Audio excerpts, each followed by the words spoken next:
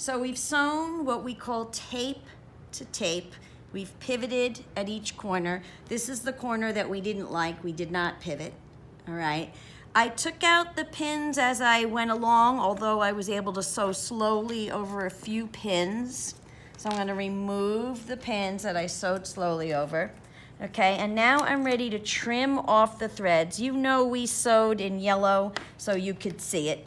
I would have used a coordinating thread color. So we're gonna trim off all these threads. Don't cut the pillow by accident. And now we're gonna remove the tape. Many of you did this already on your hand sewn pillow. And we are going to flip the pillow right side out through the opening, all right? So you're gonna flip, and then you've got a tool, a point turner, so that once, and sometimes I take it, kind of fluff it around.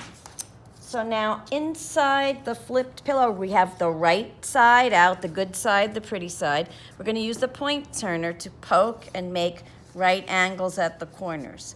In 6th grade, if you did a hand-sewn pillow, you were worried about poking through the corner, but you sewed with a sewing machine, so you should have nice, sturdy corners. All right? Oh, found the threads that I forgot to trim. Be careful. Do not cut the fabric by accident when you're trimming threads. Be very, very careful. All right, so now you recall that you are going to finger press the top raw cut edges and turn them to the inside so they're not visible. So you're gonna pull out your pillow edge straight. A friend could help you by holding this, and then you're going to take your fingers and your nail, and you're going to kind of try to make a little crease in the top edge, all right? Finger pressing first. Secure the two raw edges together with a pin, and now we're ready to go over to the iron. All right, so I already have this iron heated. I'm gonna iron the ironing board. Make sure I know it's hot. Remember, we're gonna iron the crease down with the iron, just that square, okay? And I'm gonna actually do it on the other side too, just that crease. And the rest of the pillow, we are just going to hover and steam over the top. I'm not pressing down. I'm just letting steam come out of the iron to kind of press it and steam it flat. All right? Once I finish that, in a couple of seconds, the pin will be able to be touched.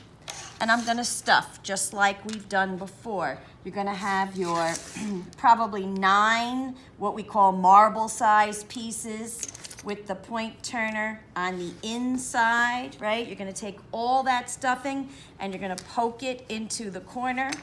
And then you're gonna take your quarter size pieces. These are probably gonna be silver dollars actually, because this is a bigger pillow. So you're gonna have bigger pieces inside, and you may, like corn on the cob, you may wind up having to do a second layer of your silver dollar size stuffing. And then instead of golf pencils at the bottom, you're gonna have something that looks like a long oblong. Put it in, press it down, all right, and put it in until you can very gently pin closed the bottom edge. All right, you're gonna watch the other video for how to do the blind stitch, but ideally, when you finish blind stitching, you should look at all 4 edges, and it should be difficult for you to tell where the blind stitching is, because the idea of the blind stitch is that it's invisible and looks like machine stitching. Okay, so this is one where somebody didn't do a good job of ending off. It's a little puckered there. So you want to try to do it in a way that no one knows what side you hand sewed. And then you're going to evaluate.